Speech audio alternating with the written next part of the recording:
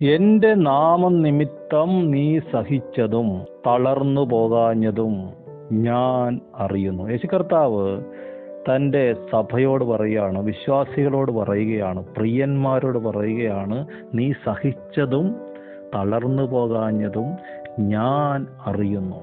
സഹിച്ചവൻ പറയുകയാണ്. സഹിച്ചിട്ട് തളർന്നു പോകാഞ്ഞവൻ ഇപ്പോൾ തൻ്റെ മക്കളോട് പറയുകയാണ്, നീ ഇപ്പം അനുഭവിക്കുന്ന എല്ലാം ഞാൻ അറിയുന്നു. ഞാൻ അറിഞ്ഞതാണ്, ഇപ്പം നീ ചെയ്യുന്നത് ഞാൻ അറിയുന്നു.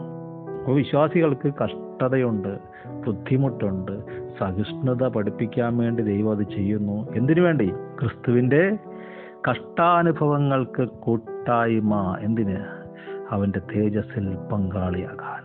2, സഭയായ അവൻ്റെ ശരീരത്തിന് വേണ്ടി ക്രിസ്തുവിൻ്റെ കഷ്ടങ്ങളിൽ കുറവായുള്ളത് എൻ്റെ ശരീരത്തിൽ വഹിക്കുന്നുവെന്ന് പൗലോസ് പറഞ്ഞതുപോലെ സഹോദരങ്ങൾക്ക് വേണ്ടി, കുടുംബത്തിന് വേണ്ടി, അവിശ്വാസികളായ മാതാപിതാക്കൾക്ക് വേണ്ടി, സഹോദരങ്ങൾക്ക് വേണ്ടി, നമ്മളെ നിന്ദിക്കുന്ന വിശ്വാസികൾക്ക് വേണ്ടി, പിന്മാറ്റക്കാർക്ക് വേണ്ടി കഷ്ടത സഹിക്കുകയാണ്.